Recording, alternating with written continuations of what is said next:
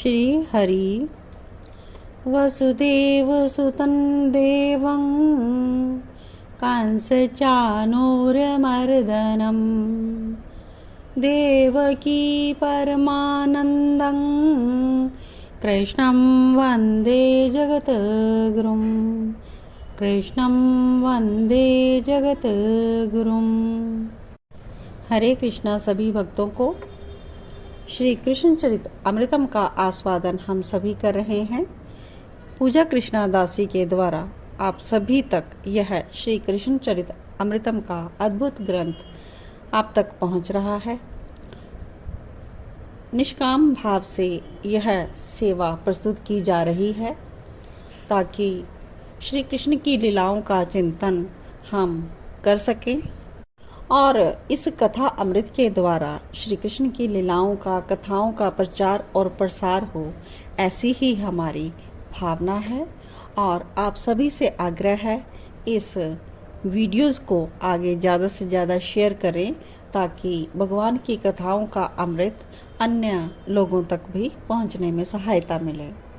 तो आइए स्टार्ट करते हैं। आज का भाग 175 और आज हम श्रवण करेंगे केशी मर्दन का लीला। कालिंदी के किनारे ग्वाल सखा सब बैठे हैं। हरी हरी धूप चारों ओर फैली हुई है। गौएं चर रही हैं बड़े आनंद से। मनसुख ने श्री दामा से कहा, तब श्री दामा ने भोज्य पदार्थ निकाले। नाना प्रकार की वस्तुएं थी, मीठे से लेकर नमकीन तक सब थे। सखाओं ने प्रथम श्री कृष्ण को दे दिया, पर श्री कृष्ण की कोई रुचि नहीं है अभी खाने में, क्योंकि घर से निकलते समय मैया यशोदा ने आज ज्यादा ही खिला दिया था। फिर भी सखाओं का मान रखने के लिए अपने हाथों से कुछ मिष्ठान ले लिए थे और यमुना की तरंगे देखते हुए खा रहे हैं कृष्ण। तभी कन्हैया का एक सखा क्या कहता है, लाला भाग कन्हैया भाग। सब सखा भागने लगे। कन्हैया का हाथ पकड़कर उसे भी भगा रहे थे, पर कन्हैया ने पूछा, भागते हुए ही तुम लोग इतने घबराए हुए क्यों हो? तो कन्हैया का मित्र कहता है, वो देख ग्वालों ने जब कन्हैया को दिखाया, ओहो ये तो एक घोड़ा है। कन्हैया मुस्कुरा दिए। तो उस हंस रहा है क्यों? उस घोड़े को तो देख कैसे धरती को खोदता हुआ पागलों की तरह भागता आ रहा है और हम सबको मार देगा। सखाओं का भय उनके मुखमंडल में स्पष्ट दिख रहा था।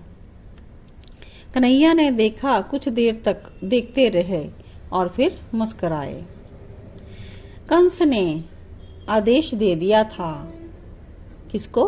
केशी नामक असुर को, केशी तुझे वृंदावन जाना है। ये घोड़े के रूप में ही रहता था, शक्तिशाली बहुत था।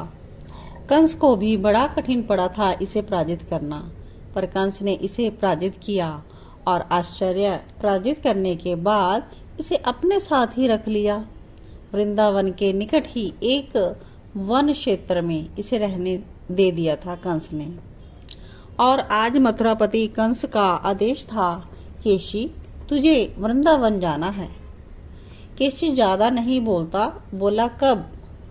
कंस ने फिर अपना आदेश दोहराया, आज, अभी। तो केशी कहता है, पर मुझे खाने को तो दो, मैं भूखा हूँ। तो कैसे राजा हो, भूखे प्रजा का कोई ध्यान नहीं तुम्हें? केशी के सामने वन्य खाद्य पदार्थ थे जो वही लेकर आया था और खाने जा ही रहा था। तो कंस ने खाद्य पदार्थ जो थे उसको तलवार से गिरा दिया और कहा, नहीं। क्रोध से केशी के नथुने फूलने लगे। ये क्या किया भोजराज कंस? क्या तुम्हें पता नहीं है, मुझे जब भूख लगती है तो मैं पागल हो जाता हूँ, फिर तुमने मेरा यह भोजन क्यों फेंक दिया? कंस अट्टहास करता हुआ बोला, मैं चाहता हूँ कि तुम भूखे रहो और क्रोधित भी बने रहो ताकि उस कृष्ण को तुम मार सको। और तुम तो मानव भक्षी अश्व हो, ग्वालों को चबा जाना। कंस इतना बोलकर चला गया।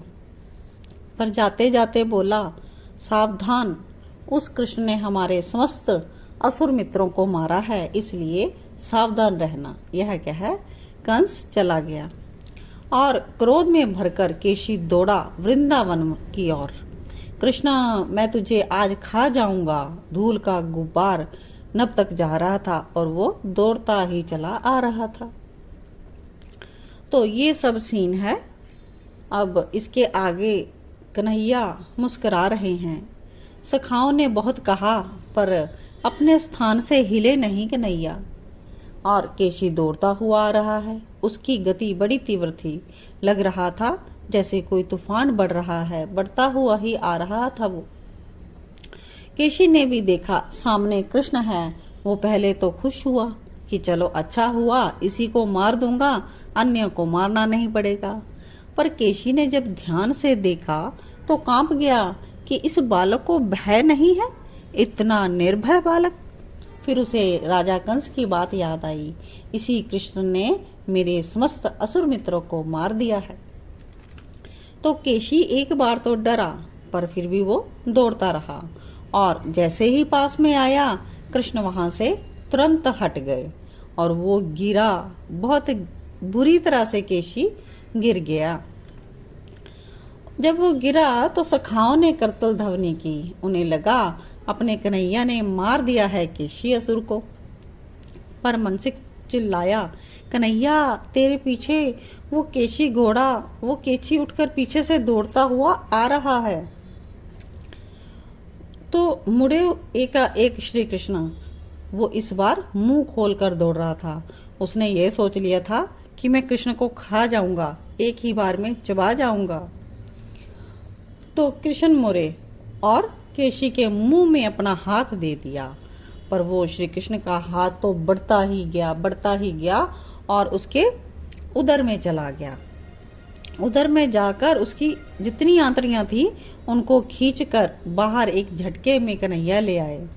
वो केशी चीखता रहा, चिल्लाता रहा, पर कन्हैया का वो सुकुमार हाथ अपना काम करके ही बाहर आया। वज्र से भी कठोर और जलते लोहे के समान हो गया था उस समय नंदनंदन का हाथ। केशी का इस तरह से उद्धार किया था मेरे श्री कृष्ण ने। उद्धव जी ने विदुर जी को यह प्रसंग कहा। अब इसके आगे का सीन है। यहाँ पर यमुना के जल में भर रही थी गोपियां, तो वहां भी हलचल मच गई। वो कहती हैं, अरे ये भयानक आवाज कैसे हुई? तो एक गोपी ने टीले में चढ़कर देखा तो दूर खड़े हैं श्याम सुंदर और उनके पास वो केशी असुर मृत पड़ा है। गोपी टीले से उतरते हुए बोली, केशी को मार दिया है। तो दूसरी ने पूछा, किसने? तो कहती है, एक ही तो है जिसमें पौरुष था, कूट कूट के भरी है अपना सांवरा। केशी मर्दन। तो इस प्रकार से नाम पड़ा हमारे श्याम सुंदर का। जल की मटकी सिर में रखते हुए गोपी बोली, अरे वीर, हमारी केशी का कब मर्दन करेगा वो नटवर? और गोपियां हंसी, तेरा कौन सा केशी है? तो कहती है, मैंने सब देख लिया, केशी घोड़े का मर्दन किया है श्री कृष्ण ने। और सखी, घोड़ा माने इंद्रियां। मैंने एक बार देवऋषि नारद जी से सुना था, गोपी बोलती है, हम भी चली थी अपनी इंद्रियों से अपने प्यार को चलाने, पर असफल हुई। अब तो ऐसी कृपा हो उनकी कि वही हमारी इंद्रियों को चलाएं, हमारी इंद्रियों को मथे मर्दन करें, हमारी इंद्रियों को अपने वश में करें। वो गोपी बोलती जा रही थी और अपने अपने घर को बढ़ती भी जा रही थी। उसके पीछे पीछे सारी गोपियां थी। वो सब इस गोपी की बातें ऐसे सुन रही थी जैसे बटु ब्रह्मचारी वेद वाक्यों को सुनते हैं। सखी, केशी मर्दन, हम चलाएंगे अपनी इंद्रियों को तो अपना स्वार्थ साधेंगे, पर प्रियतम चलाएंगे तो उनका स्वार्थ सदेगा।